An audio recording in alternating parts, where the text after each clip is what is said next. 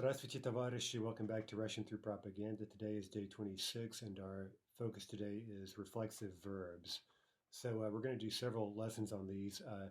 Essentially, in terms of the forms we'll be using, they're quite simple. We're simply adding what we're going to refer to as the reflexive particle, which is usually xia, but more on that in a moment.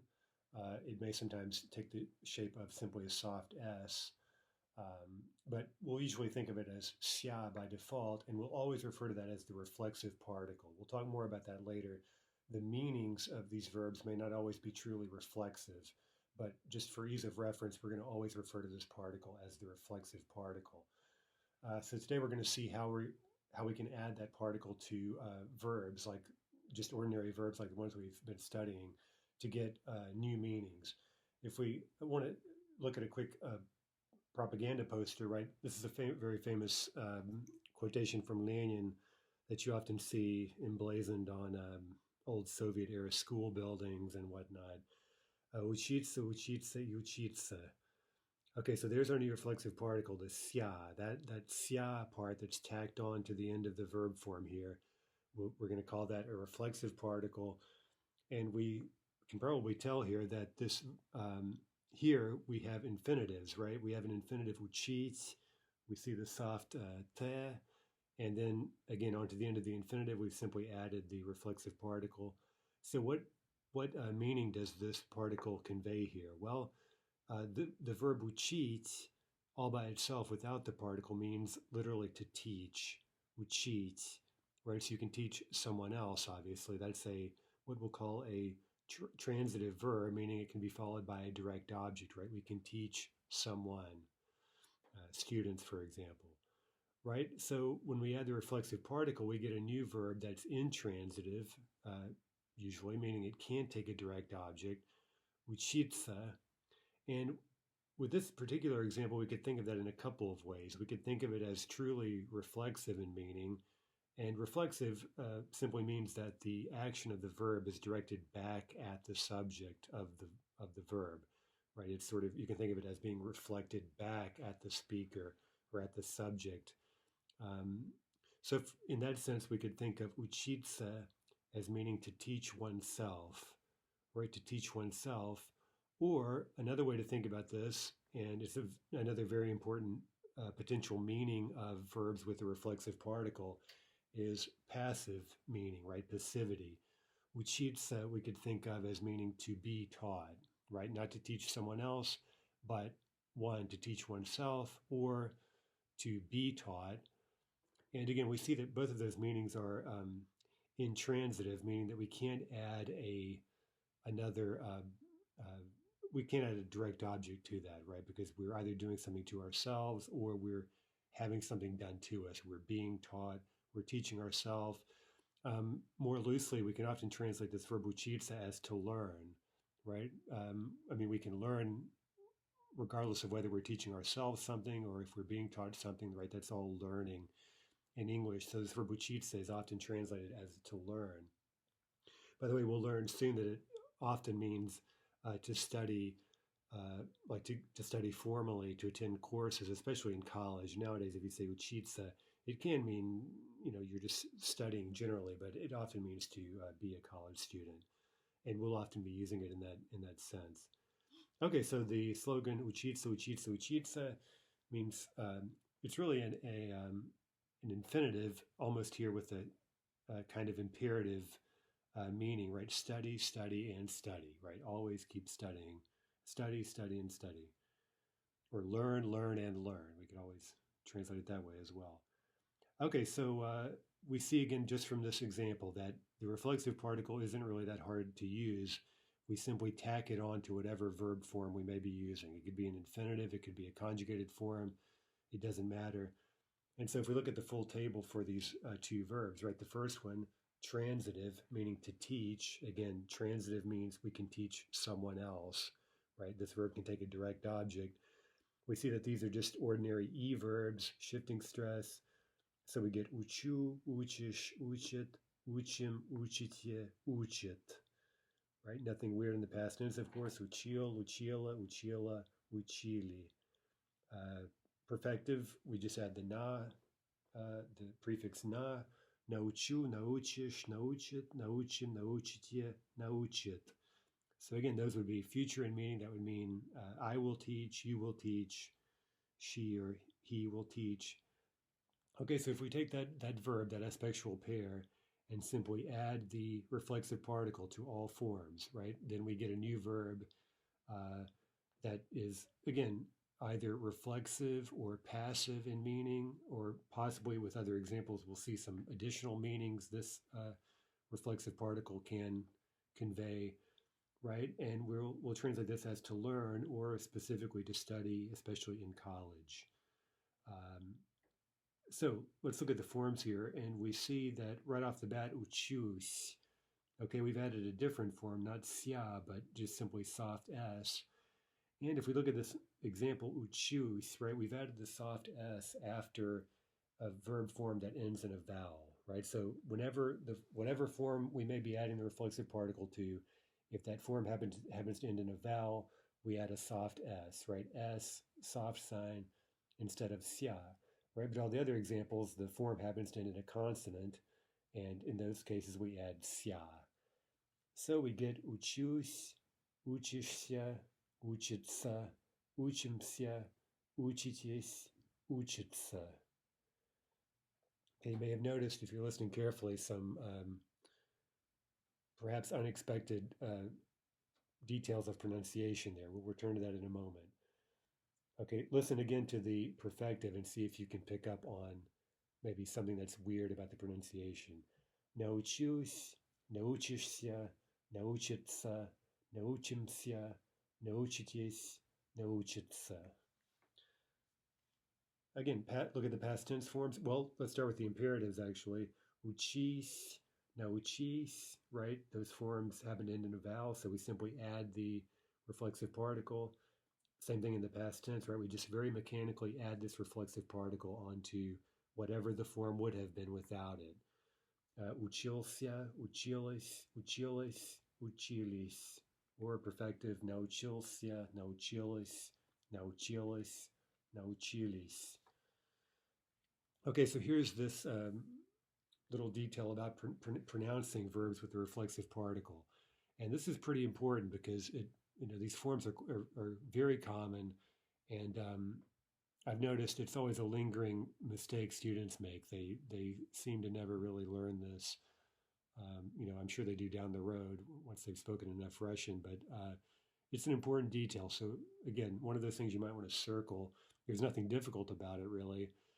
Essentially, any of these reflexive verb forms that end in a te, right? They have a Russian T right in front of the reflexive particle. We're not going to read that as it's written, right? So here are the three examples, right? We have an infinitive, then we have the he or she form, and then the they form, right? Those verb forms all end in a te, then followed immediately by the reflexive particle. Now listen to how we would say this if we were pronouncing them in the way they're written. We would say учиться, учиться, учиться, right? But that's not actually what we say. We write that, but we actually pronounce those as if the ending were a ts-a, right? So it's sort of contracted in a certain sense and not pronounced clearly the way it's written on the page. So we write, for example, учиться, but we say учиться, учиться. Okay, so there's nothing difficult about pronouncing that. The difficulty, of course, is simply kind of ignoring what you're actually seeing on the page and saying something a bit different. So we write учиться, right, meaning he or she studies, but we say учится, учится. Он учится, она учится. And then the plural, we write учится, but we say учатся, right? Они учатся. Now, all the remaining forms wouldn't have a te, right? That is, no Russian T, and so those we would all pronounce just as they are written, right? For example, учимся, учился, right? And all the other forms that don't have a te. Okay, let's just practice first a few present tense forms of учиться. So practice writing the reflexive particle and, of course, pronouncing it correctly. So let's use it here in the sense of to be a college student, to study in college. So let's ask, using ты, where do you study? Where are you a student? Где ты учишься?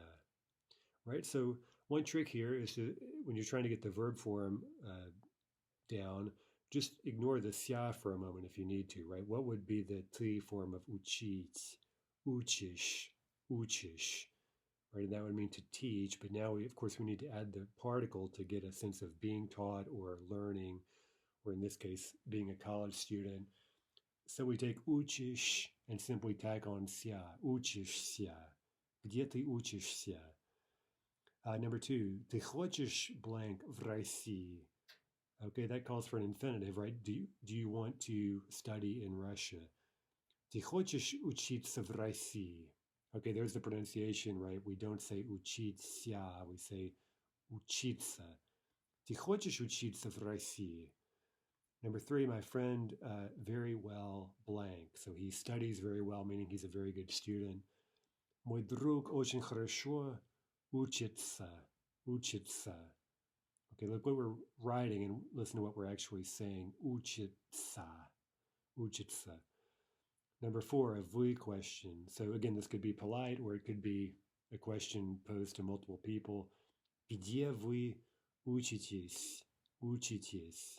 Right? Again, without the particle, we would have учите, meaning where do you teach? That form ends in a vowel, right? Учите. And so we simply add soft S, right? Учитесь. Number five, your brother and sister, well, blank, right? So again, they're good students. They study well, quote unquote. Твой брат и сестра хорошо учатся, учатся, right? Compound subject, so we get a plural form. We write учатся, but we say учатся. Number six, I study in Russia. Я учусь в России. She also studies in Russia. Она тоже учится в России. Okay, some past tense forms again. So we're just working straight from the infinitive usually, right? That would be учить. Let's take number seven, a masculine ты. Okay, so a masculine past tense form would be учил. So we start with that, nothing new about that form at all. Now we're just going to add the reflexive particle onto the end of that, and that'll give us учился. Где ты учился? Number eight, same question, but female. Где ты учила, right? Учила would be without the particle. That form ends in a vowel, right? So we add ся, right? Soft S. Где ты училась? Number nine, again, plural or polite. In any case, we'll need a plural form. Где вы учили would be our starting point. Где вы учили? Add on the reflexive particle, we get где вы учились? Где вы учились? Number 10, also a plural. Did they study in Russia or not? Они учились в России или нет? Okay, here's another poster, a little kind of rhyming, a little rhyme here. Будем учиться, трудиться, расти, к звездам далеким проложим пути. Okay, first off, you may notice there are two yours here that aren't, again, they're not represented in the spelling. There aren't two dots there to tell us. So let me read it again and see if you can catch where the yours are. Будем учиться, трудиться, расти, к звездам далеким проложим пути. Right, so it's in the second half of the second verse. К звездам and далеким. Right, so again, in normal Russian, we're not writing the two dots. We simply have to know the words and know where to say your.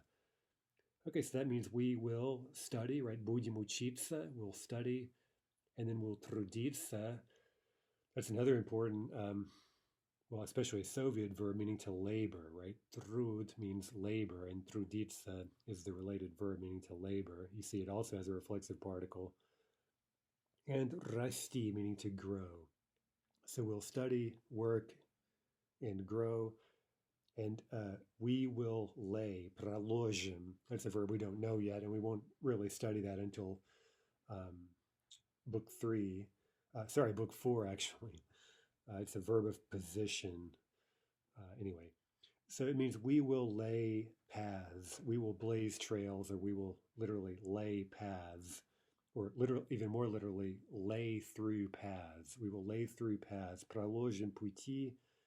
Okay, where are the paths leading? К далеким звездам. We unscramble the word order, and that means two distant stars.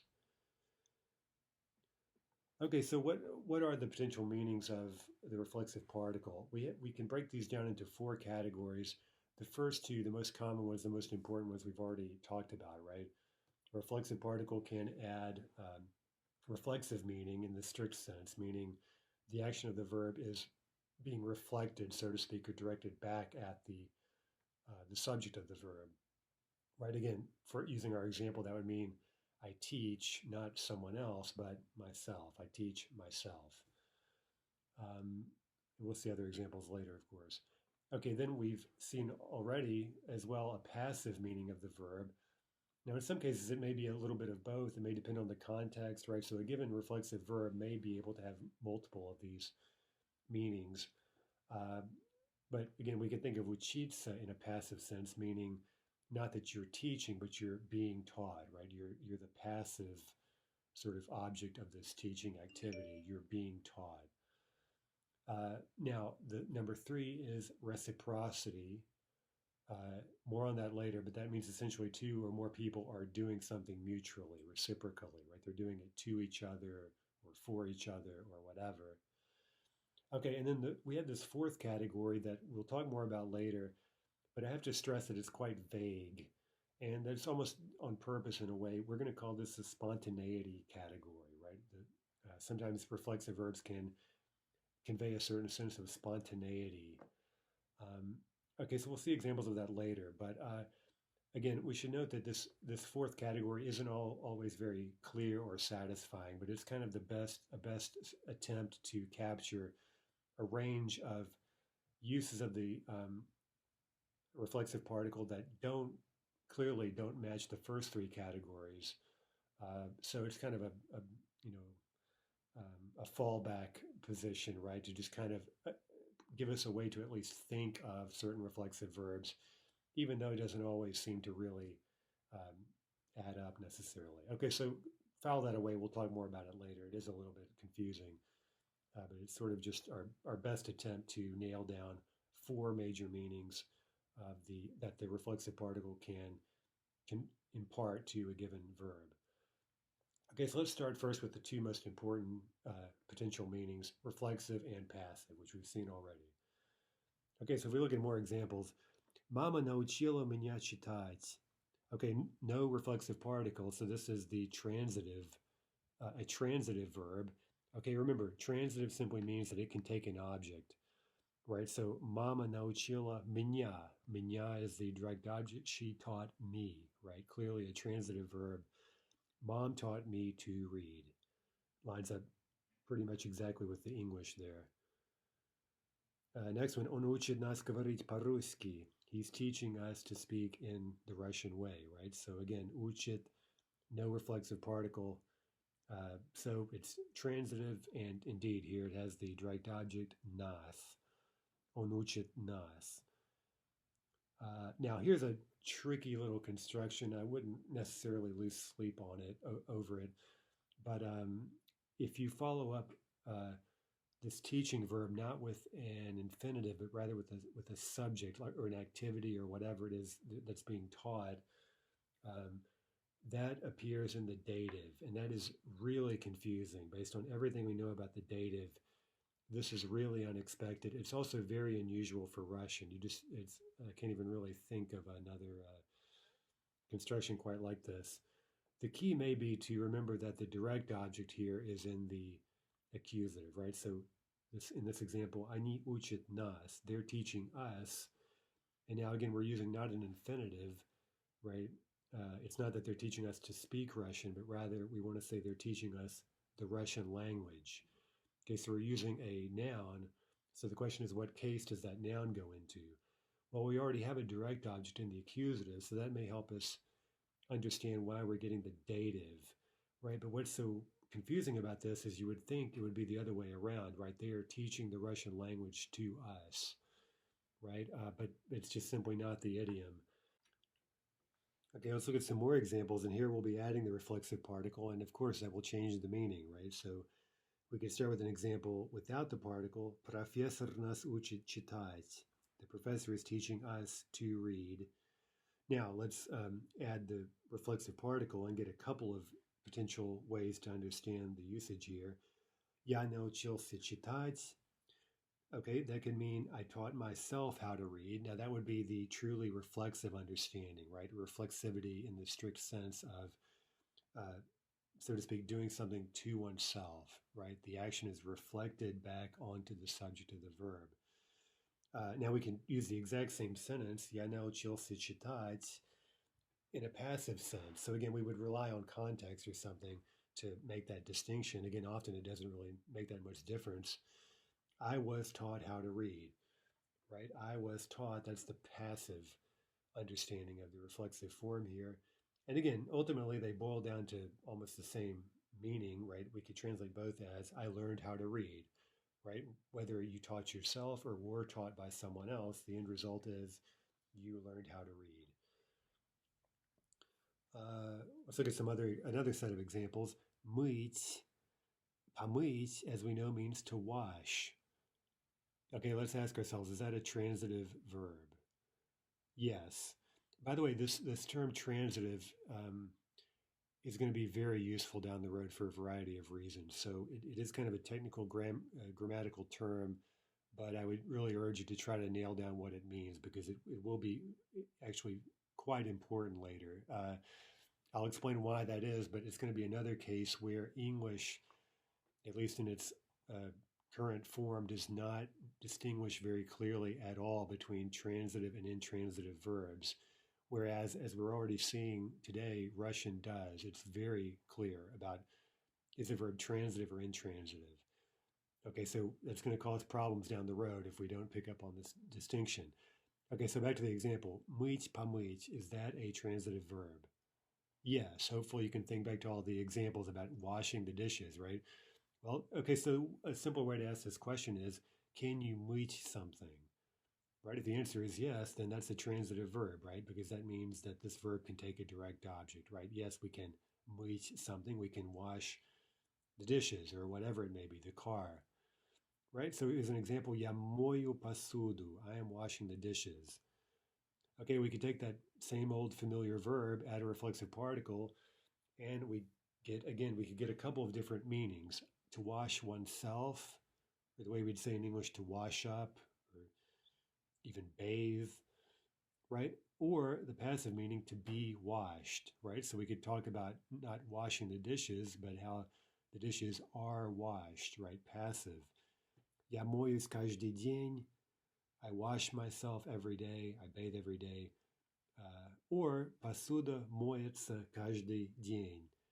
Now again, look at the pronunciation моется, моется. Okay, let's create a few new aspectual pairs, just the infinitive pairs, and let's think about what they could possibly mean. Okay, remember, to make a reflexive verb, we're just very mechanically, almost without any real thought, we're just adding the sia onto the end of the form. Only thing we have to remember is that if the form happens to end in a vowel, we would add soft S, right? S, soft sign. Okay, but these are all infinitives, so these are all going to end in a T, right, in a consonant, so we're going to be adding sia everywhere. Okay, so from учить, научить, we would get учиться, научиться. That could mean to teach oneself, or to be taught, or again, to learn. Okay, number two, мыть, помыть. Okay, we just saw that. We could get мыться, помыться. That could mean to wash oneself, or to bathe, or to be washed, passive. Okay, делать and сделать. That gives us делаться, сделаться. Okay, usually that would be understood passively. At least that would be the most common usage, right? It would mean to be done, right? Passive. So we could say something, for example, like как это делается? How is that done, right? How does one do that? Or how is that done, for example? Okay, number four, писать, написать. Well, the reflexive forms would be pisаться, napisаться. Okay, and again, this one, you see, based on the meaning of the verb, we may not always have a truly reflexive meaning. We wouldn't really say in Russian to write oneself. We wouldn't understand or use this verb that way. This would be ordinarily used passively. So, for example, we could say, "Как это слово пишется?" How is this word written? How is it written? Passive. Okay, number 5, продаваться, продаться, right? Just adding the sia, продаваться, продаться. And again, that would most commonly be used passively, right? We could say something like, is something sold in the store, right? For example, молоко здесь продается? Is milk sold here? Молоко продается здесь? Okay, let's translate a few sentences and let's be careful to see whether or not we need the reflexive particle. Are you working or studying? Okay, so that's easy. Just imperfective. Ты работаешь или учишься? Ты работаешь или учишься? Number 2, my brother learned to dance. Okay, it sounds like a perfective, right? He's completely successfully learned how to dance. Okay, and again, the learning, he's not teaching someone else to dance. He's learned it himself. He's taught himself or he's been taught how to do it. We're going to use a reflexive perfective verb. Мой брат научился танцевать. Number 3, my sister's learning how to draw. Okay, present tense. We need the reflexive particle. She is being taught or she's teaching herself. She's learning how to draw. Моя сестра учится рисовать. Number 4, Dad is teaching us to cook. Okay, now we have a direct object. He's teaching us. This is a transitive verb, and that means we can't have the reflexive particle. We don't need it here. Okay, so отец or papa. Let's go with papa. Papa учит нас. Right? Dad is teaching us to cook, готовить. Number 5, the professor is teaching us Russian. Okay, you might want to circle this. This is the tricky construction. We're not saying that he's teaching us to do something with an infinitive, but rather we're supplying a noun. And that noun is going to be in the dative case. So just realize and acknowledge how confusing that is. And again, try not to think that this kind of thing will happen constantly. This is a really weird construction. Professor, okay, he is teaching. Учит нас, we're the direct object. He's teaching us. And we could translate this kind of literally to say he's teaching us to Russian. Sounds odd, but Professor учит нас русскому языку, right, to the Russian language in the dative. Okay, number 6, we're learning Russian.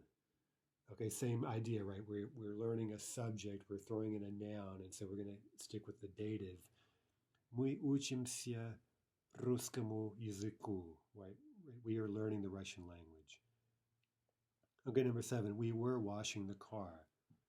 Okay, is that going to be a transitive or intransitive form? Transitive, because we're washing something, right? We're washing the car, so we don't need the reflexive particle here.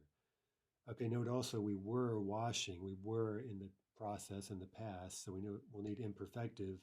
Мы мыли машину. Мы мыли машину.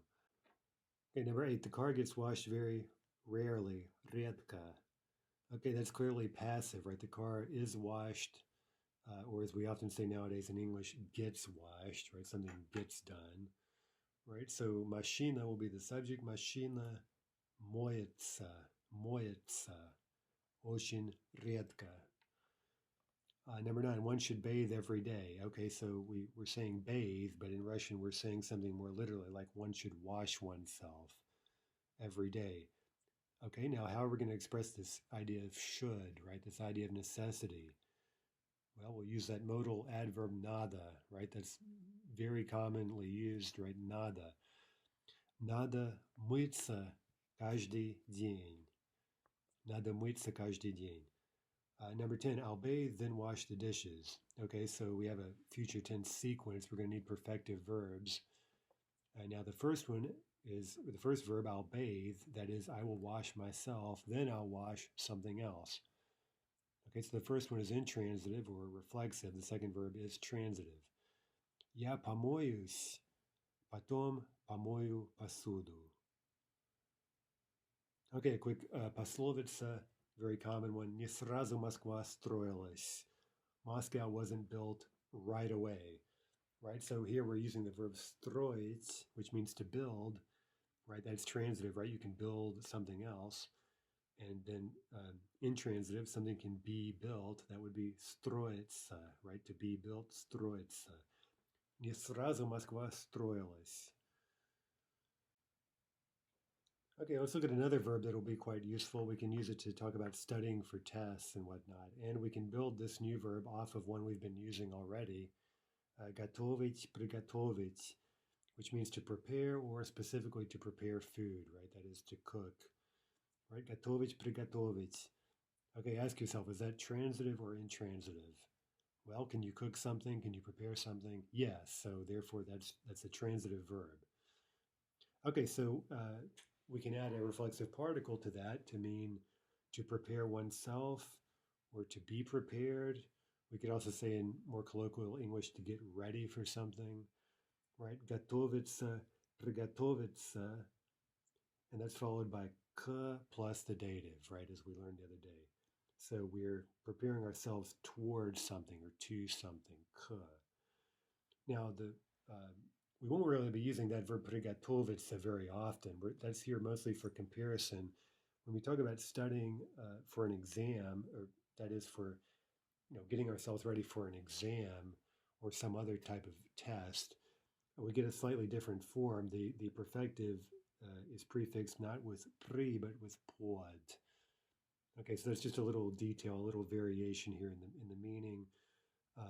So be sure and take note of that, right? So the new verb for studying, preparing oneself for an exam or a test or whatever, is готовиться, подготовиться. Готовиться, подготовиться. Okay, let's, and again, it's also followed by k plus the dative. Okay, so let's use this in a couple of examples. Я не могу смотреть телевизор. I can't watch television. Today I am getting ready for an exam.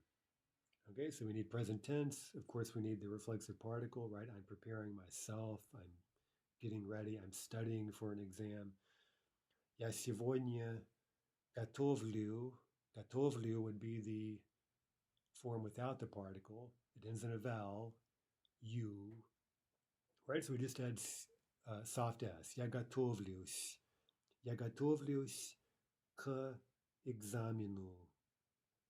Okay, now I said that very clearly, but you probably know that's not the way we should say it in ordinary Russian. So let's now pretend that the k and the word after it, let's pretend they were one word, right? Literally as if they were written as a single word.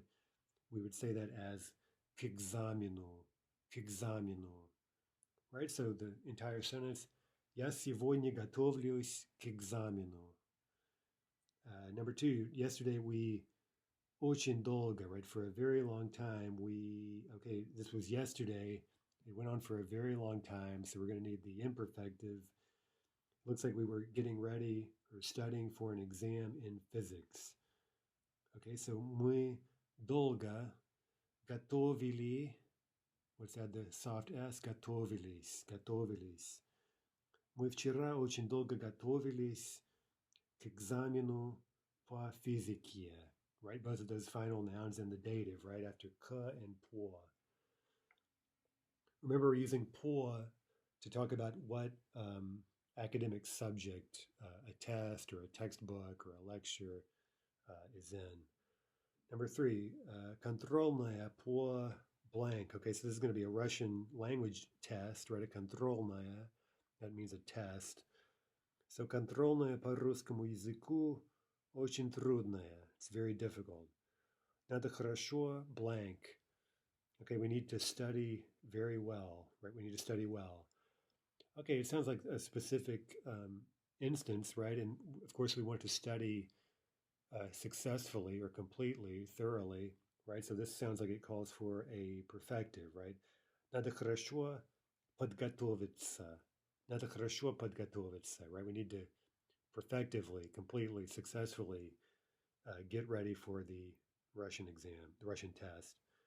And number 4, to which exam are you now blanking, right? Okay, so present tense, we're asking what exam are you studying for right now? Okay, so the question, we need какой экзамен in the dative, right?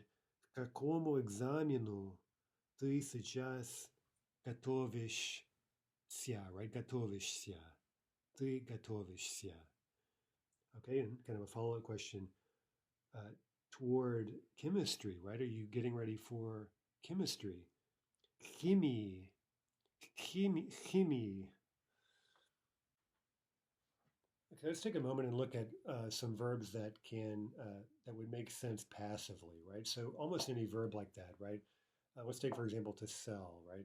Well, of course, we can sell something. That would be a transitive meaning, right?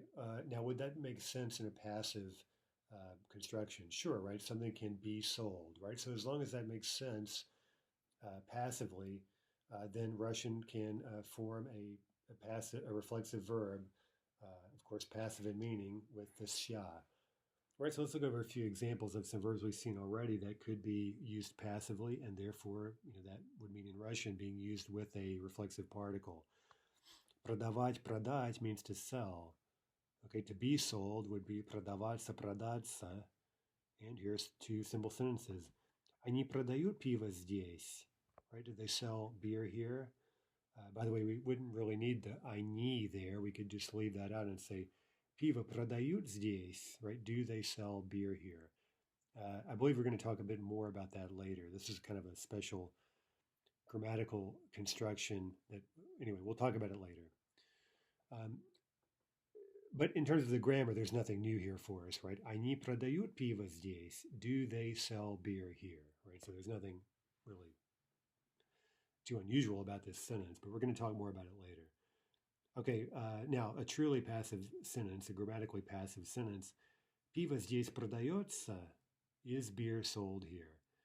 Писать, написать means to write. That's transitive, right? We could write a letter, for example.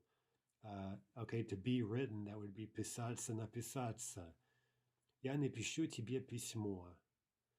Versus, как это слово пишется? How is this word written? And that's how you ask in Russian, how is it spelled, right? How is it written? That usually just means how is it spelled. Okay, делать, сделать means to do, as in, я все сделаю завтра, I'll do everything tomorrow. Now we can create a passive verb, делаться, сделаться, meaning to be done, right? For example, почему это делается? Now listen to me, I overdid the pronunciation. Почему это делается? Почему это делается? Sometimes I try to be too clear in class, and every once in a while I'll slip up and say something unnatural. By the way, would Russians ever say делается? Right? Would they ever pronounce that word as it's written? Only if they were being somehow very theatrical. I mean, you do hear that every now and again, but it's usually kind of in some kind of goofy, overblown, theatrical type of context. And so ordinarily you would never pronounce these words that way. Okay, to cook, right? Готовить, приготовить. Mama часто готовит борщ. She often cooks борщ, beet soup. Okay, to be cooked would be готовиться, приготовиться. And we could say something like борщ долго готовится. That means борщ is cooked for a long time. Now, what do you think that really means? Well, it means something like it takes a long time to cook, right? It takes a long time to make borщ. It's got to simmer there in the pot and so forth. Okay, one more verb. Here's a very common one. It's a little bit hard to pronounce because it's long, but it's one of those borrowed ova verbs in Russian that clearly we can guess the meaning of it even if we've never seen it. Фотографировать. That means to photograph, right? The perfective adds sfotografировать. Okay, is that transitive? Yes, and we can see that clearly from the Russian, right? No reflexive particle. We can photograph someone, meaning we can take their picture.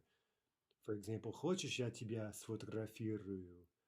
Right, literally, you want, I will photograph you. kind of a colloquial way to say, would you like me to take your picture, right? Хочешь, я тебя сфотографирую? Okay. Now, how do we say to get photographed? That is to have our picture taken. Well, we add the reflexive particle, we get a new verb, фотографироваться, сфотографироваться. Okay, so another way to ask the same question, and this is probably the easier way to do it. Хочешь сфотографироваться? Would you like to have your picture taken? Would you like to be photographed? Хочешь сфотографироваться? And note the perfective, that means this is a one-time thing, right? Hey, right here, right now, would you like to have a picture taken? Would you like to have your picture taken? Perfective. By the way, how would you conjugate фотографировать, right? Well, it's an ova verb, so the ova would collapse to u, right? So it's still a bit tricky because it's such a long word, but it would be фотографирую, фотографируешь, фотографирует, etc. Now, to be photographed, we just would tack on the reflexive particle, right? Фотографируюсь, фотографируешься, фотографируется. Okay, let's fill in a few of these and think carefully about whether or not we need the reflexive particle. I want to get my picture taken. Okay, now in some cases the English translation may be a little bit loose, right? I want to be photographed, maybe would be the most literal, the simplest way to put that. So, of course, we need the particle, right? This is a passive meaning of this verb. Now, it also sounds like a one-time thing, right? I just want to have my picture taken, not that I want to be a supermodel or something, right? Я хочу сфотографироваться. Сфотографироваться, perfective. Okay, I'll take your picture. Okay, now look at the, we have хорошо, я тебя blank. So we have a direct object. We need a transitive verb. I will photograph you. It's future tense. It's a one-time thing. Хорошо, я тебя сфотографирую. Сфотографирую. Number two, how is this word written, literally, meaning how is it spelled? Okay, clearly a passive example. We need the particle. Как это слово пишется? Как это слово пишется? I can write it for you. Okay, so we have it, right? We have a direct object. We need a transitive verb. It sounds like it's a one-time future action. Я могу его написать для тебя, right? We just need perfective. Я могу его написать для тебя. Number three, we cooked борщ yesterday. Okay, sounds like a one-time completed activity. Мы вчера приготовили борщ, right? Transitive. We have a direct object, борщ. We don't need the reflexive particle. It cooked for a really long time. Or again, we could say it took forever to cook or something like that. Okay, so it was being cooked for a long time. No direct object, intransitive, passive, right? So we need the reflexive particle. Он готовился очень долго. Он готовился очень долго. Number four, is milk sold here? Okay, it's passive, present tense. We need the reflexive particle. Молоко здесь продается. Молоко здесь продается, right? Is milk sold here? Yes, but we've already sold all of it, okay? We've sold it. We have a direct object. We need a transitive verb, meaning we don't need the reflexive particle. Да, но мы все уже продали. Мы все уже продали. Okay, number five, will you show me how this is done? Ты мне покажешь, как это blank? Okay, is done, that's clearly passive. We need a present tense, passive verb form, meaning we do need the reflexive particle. Ты мне покажешь, как это делается? No, I'll simply do it. Okay, we have an object, we need the transitive version, right? Я это просто сделаю. I'll simply do it. Perfective. A few questions. Ты любишь фотографировать? А что или кого ты обычно фотографируешь? Okay, let's think carefully about what this question is really asking. We don't have a reflexive particle, so we're asking about a transitive activity, meaning do you like to photograph, right? Do you like to take pictures, right? That's what we'd say in English. Do you like to take pictures? Or maybe put more literally, do you like to photograph? А что или кого ты обычно фотографируешь? what or whom do you normally photograph, right? What do you take pictures of? Okay, now number two, somewhat different question, right? Ты любишь фотографироваться или нет? Okay, we have the reflexive particle. This is passive meaning. And we'd ask in English, do you like to have your picture taken? Right? Do you like to pose for photographs? Do you like to be photographed? Ты любишь фотографироваться? Почему ты иногда не хочешь фотографироваться? Right? Why do you sometimes not want to be photographed? Number three. Ты долго будешь готовиться к контрольной по русскому языку? Right? Will you be studying for a long time for the Russian test? Right? Here we're asking about dolga, right? Will you be in this process for a long time? And that's why we have the imperfective. But remember, we're not preparing something else. We're preparing ourselves, right? We're getting ourselves ready for this test. Мы готовимся. Ты хорошо подготовишься. Okay, now we focus to result, right? Will you prepare well, perfective? Will you prepare yourself well for the exam? Will you study well for the exam? Number four, okay, ты любишь готовить? Do you like to prepare? Meaning, presumably, to cook, right? Do you like to cook? Ты любишь готовить? Что тебе долго готовится, а что быстро? What at you is cooked for a long time and what quickly? Okay, so we're putting that very literally, right? What does it take you a long time to make and what do you make quickly? Okay, finally, we have a couple of, we're going to return to this topic later, right? Things you hear in the subway. But today we just have a couple of examples, right? Over the loudspeaker, you'll hear things like "Осторожно, двери закрываются." Okay, we've already seen the verb закрывать. We know that it means to close. Okay, is the verb закрывать that we've seen, is it transitive or intransitive? Transitive, right? You close a door, right? So there's the transitive meaning. Now to get an intransitive meaning, we add the reflexive particle, and here we get a passive form. Осторожно, двери закрываются.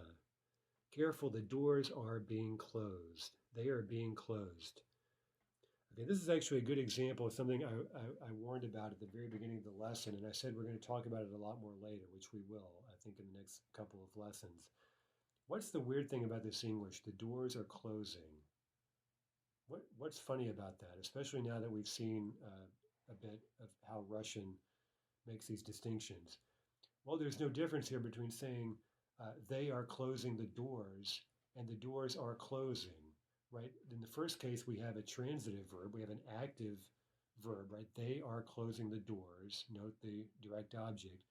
In the second example, we say the doors are closing when what we really mean technically is the doors are being closed, right? The doors aren't closing anything, they're being closed. But now we see that over time, English often uses the exact same verb form for both transitive and intransitive meaning. And you'll actually be surprised if you watch for this, and we'll be forced to down the road as we do more and more of these, examples. You'll be amazed how often this really happens in English. So we'll have to watch out for it because, again, the problem is that Russian makes this distinction very clearly, right? Закрывать is very different from закрываться, right? The first one means to close something, transitive.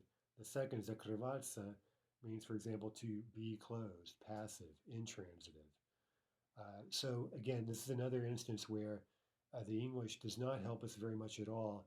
And in terms of the specific example or the specific translation, but more generally, we have this problem of a grammatical distinction, grammatical categories that we don't really have very firmly implanted in our heads as English speakers, right? We just don't really make this fine distinction between transitive and intransitive verbs because, again, often we don't have a lexical difference in terms of the word we're using to reflect that difference. Okay, so more on that down the road. One more example of something we'll see in the subway. Не прислоняться, meaning don't lean yourself against, namely the door. Right, so you'll see this written on subway doors. So let's imagine, how would you talk about leaning something else against the wall or whatever, like leaning an umbrella against the wall? He leaned the umbrella against the wall. Okay, that would be transitive, right? So the verb we'd use to talk about that would be прислонять, right, without the reflexive particle. But if you're literally leaning yourself against the door, we would use in Russian прислоняться. Now there's, I didn't even think about it, but here we have two examples, and the English in both cases is ambiguous, right? We could say, he is leaning the umbrella against the wall. That's transitive.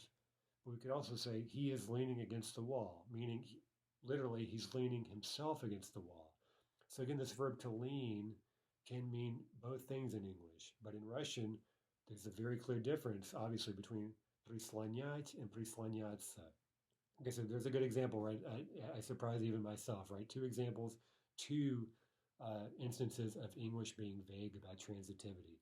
So it gives you some idea of how important this is, and that's why we're going to spend a couple more days on this issue of how to use reflexive particles, and most especially when to know when to use them and when not to use them. Okay, by the way, don't forget, будьте взаимно вежливы. Be reciprocally or mutually polite. Будьте взаимно вежливы. That's often something you hear in the over the loudspeaker in the subway. Okay, so on that note, будьте взаимно вежливы. Be mutually polite. I'll wish you хорошего дня, have a nice day, and до свидания, товарищи.